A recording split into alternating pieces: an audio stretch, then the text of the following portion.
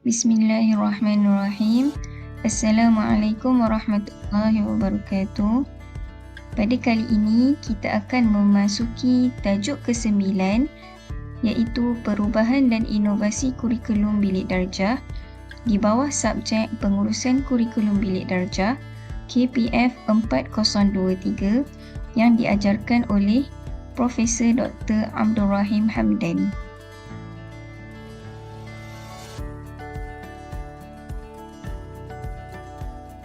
Bagi tajuk ke-9 ini, kita akan memperhalusi satu demi satu pada bahagian pertama, pengenalan, kedua, pengertian perubahan dan inovasi, ketiga, bentuk inovasi, keempat, tahap inovasi, kelima, faktor-faktor mempengaruhi inovasi, dan yang keenam, kesimpulan. Okey, baik. Saya akan membentangkan mengenai pengenalan bagi tajuk Perubahan dan Inovasi Kurikulum Bilik Darjah. Seperti yang kita tahu, perkembangan dalam kurikulum sering mengalami perubahan seiring dengan keperluan sistem pendidikan negara. Kesan daripada perkembangan ini turut mempengaruhi perubahan dan inovasi kurikulum bilik darjah. Jadi, amat jelas menunjukkan melalui kurikulum bilik darjah, matlamat pendidikan dapat dicapai dan diterajui. Berbagai sudut perubahan dan inovasi dalam pendidikan yang melengkapi aplikasi pembelajaran, penggunaan buku teks, pentaksiran dan bidang teknologi. Secara tuntasnya, bagi menghasilkan sekolah aktif, komunikatif, inovatif, efektif dan menyenangkan, ia memerlukan pertimbangan dalam perubahan pembelajaran yang sesuai selaras dengan sistem pembelajaran yang tepat. Okey, baiklah. Sekarang kita akan lihat tentang pengertian perubahan. Menurut Kamus Dewan, perubahan ialah proses melakukan satu bentuk perubahan yang holistik berdasarkan kurikulum persekolahan sedia ada dengan mengambil kira keperluan-keperluan perubahan kepada aspek asas kurikulum. Seterusnya, menurut Sullivan dan Decker, perubahan adalah proses membuat sesuatu yang berbeza dari sebelumnya. Manakala menurut Atkinson, perubahan merupakan kegiatan atau proses membuat sesuatu atau seseorang berbeza dengan keadaan sebelumnya. Oleh itu, boleh kita katakan perubahan merupakan proses di mana terjadinya peralihan ataupun perpindahan dari status yang tetap menjadi status yang bersifat dinamik. Namun, apa yang lebih penting ialah perubahan mestilah didasarkan kepada objektif yang hendak dicapai. Seterusnya, kita akan lihat tentang pengertian inovasi. Menurut Kamus Dewan, inovasi merupakan sesuatu yang baru diperkenalkan seperti kaedah, sistem, adat dan perkara yang baru. Manakala menurut Sufyan Hussein, inovasi merupakan pembaharuan, modifikasi atau membaiki idea, benda, ilmu dan ciptaan seni budaya tamadun dengan tujuan memenuhi fungsi-fungsi, citarasa atau pasaran tertentu. Seterusnya, menurut Ronger, inovasi ialah idea, amalan atau objek yang dianggap baru oleh seseorang. Dan akhir sekali, menurut Spencer, inovasi merupakan sesuatu yang dianggap baru dan lebih baik daripada yang lama oleh seseorang individu. Jadi, daripada pengertian-pengertian tersebut, dapatlah kita simpulkan bahawa inovasi merupakan penghasilan yang baru, berbentuk maujud, pemikiran yang berdasarkan proses penyusunan semula, menggunakan unsur yang sedia ada serta terjelma sebagai unik, memudahkan dan juga bernilai. Terdapat 3 jenis bentuk inovasi dalam perubahan dan inovasi kurikulum bilik darjah, iaitu idea, kaedah dan bahan yang digunakan. Untuk bentuk inovasi idea, iaitu contoh pelaksanaan kemahiran berfikir atau dikenali sebagai KEBAT. KEBAT adalah keupayaan pelajar untuk mengaplikasi kebolehan kognitif pada aras tinggi yang mencukupi ilmu pengetahuan, kemahiran dan nilai dalam membuat penaklukan dan refleksi bagi menyelesaikan masalah. Kedua pelaksanaan iaitu pembelajaran abad ke-21 iaitu PAK 21 yang telah dilancarkan oleh KPM, di mana elemen yang diterapkan iaitu komunikasi kolaboratif, pemikiran kritis, kreativiti serta aplikasi nilai murni dan etika.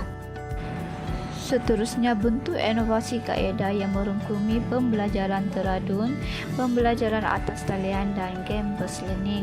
Untuk pembelajaran teradun iaitu kaedah pembelajaran yang menggabungkan teknik pengajaran bersemuka dan tidak bersemuka menggunakan medium yang sesuai. Matlamatnya adalah untuk memaksimumkan pemahaman tentang suatu prinsip, teori dan pengetahuan. Selain itu, pembelajaran atas talian iaitu e-learning yang mula diperkenalkan semasa pandemik. Proses pengajaran dan pembelajaran secara konvensional atau secara bersemuka di dalam bilik darjah telah berubah kepada pembelajaran secara maya atau berasaskan internet, dan pembelajaran ini wujud menjadikan teknologi segala maklumat berada di hujung jari atau muncul konsep dunia tanpa sempadan. Selain itu, kaedah pembelajaran yang seterusnya adalah game-based learning dianggap menjadi salah satu kaedah yang sesuai pada zaman ini. Tujuannya agar pembelajaran lebih menarik perhatian murid seperti quizzes, kad imbasan dan lain-lain. Seterusnya, bentuk inovasi bahan iaitu meningkatkan proses PDP dalam bilik darjah boleh membantu murid yang tidak hadir mempelajari pembelajaran pada masa itu serta memenuhi keperluan murid yang pelbagai. Ia mampu meningkatkan kemahiran berfikir kreatif dan kritis murid seperti alat ciptaan terbaru seperti papan hijau, perisian, PowerPoint, kad imbasan QR untuk kegunaan proses PDP yang lebih lancar dan penggunaan aplikasi terkini seperti Flickr, e-book, YouTube dan sebagainya. Seterusnya, kita pergi kepada tahap inovasi. Terdapat 5 tahap inovasi yang kita tahu, iaitu perintis, pengguna awal, majoriti awal, majoriti lewat dan juga ketinggalan. Yang pertama dikenali sebagai perintis ataupun innovators. Perintis merupakan individu atau sekumpulan orang yang mencetuskan sesuatu perubahan atau inovasi melalui idea bahan atau kaedah baru bagi manfaat orang ramai. Ciri-ciri perintis yang kita dapat lihat adalah kreatif dan berdaya cipta serta berani mengambil risiko. Yang kedua ialah pengguna awal ataupun early adopter. Pengguna awal merupakan individu atau sekumpulan orang terawal dalam penerimaan dan menggunakan sesuatu inovasi yang diperkenalkan oleh perintis. Ciri-ciri pengguna awal yang kita dapat lihat adalah tahap kepimpinan tinggi, status sosioekonomi tinggi serta kemampuan kewangan yang tinggi. Yang ketiga pula ialah majoriti awal ataupun early majority. Majoriti awal ialah kelompok pengguna atau pengamal inovasi selepas satu tempoh masa terkemudian berbanding perintis dan pengguna awal. Ciri-ciri yang kita dapat lihat ialah penuh pertimbangan, diskriminasi dalam membuat pilihan dan juga hubungan sosial yang tinggi. Yang keempat adalah majoriti lewat atau lead majority.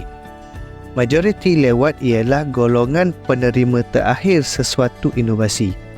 Ciri-ciri majoriti lewat ialah mempunyai tahap keraguan tinggi dan menerima kerana pertimbangan ekonomi. Yang kelima adalah ketinggalan ataupun laggards. Golongan ketinggalan ialah individu atau kumpulan terakhir yang menerima sesuatu inovasi. Mereka enggan mengikuti perubahan dan inovasi yang diperkenalkan. Ciri-ciri ketinggalan ialah mereka enggan untuk menerima perubahan atau inovasi, tertumpu pada cara lama dan beranggapan bahawa inovasi itu tidak penting. Okey, baik. Seterusnya, faktor mempengaruhi inovasi. Kalau ikutkan ada 5 lah. Persekitaran, penglibatan, komunikasi, sumber dan kreativiti. Okey, baik. Kita tengok satu persatu. Okey. Persekitaran. Persekitaran kondusif ni signifikan dalam merangsang kelakuan pembelajaran dan maklum balas. Okey, serta persepsi guru dan pelajar tentang pengalaman mereka di sekolah. Okey, penglibatan. Penglibatan ni dia merupakan faktor yang mempengaruhi perubahan dan inovasi kurikulum bilik rajah lah, yang melibatkan apa panggil keberkesanan banyak pihak sekolah, membantu untuk meningkatkan kualiti pendidikan dan perubahan. Seterusnya, komunikasi yang boleh didefinisikan sebagai penghubungan secara langsung ataupun perantaraan. Contohlah surat, radio, telefon dan lain-lain.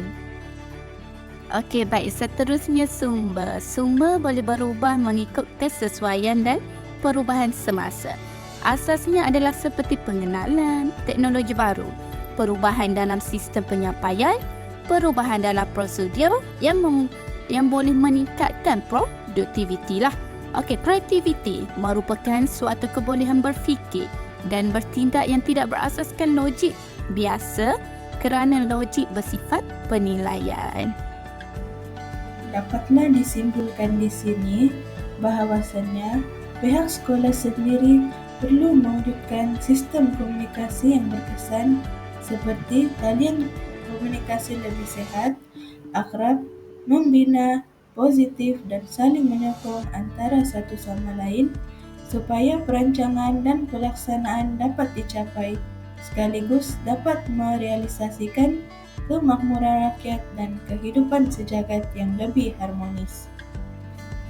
Selain itu, sekolah turut memainkan peranan penting dalam usaha membangunkan para pelajar yang lebih kreatif dan inovatif serta kompeten di sekolah selaras dengan pembentukan modal insan bagi memenuhi keperluan negara maju 2020. Dan yang terakhir, guru mesti sentiasa bersedia untuk mengalami perubahan dan berpandangan jauh ke hadapan jika mereka mahu mewujudkan masyarakat yang saintifik dan progresif.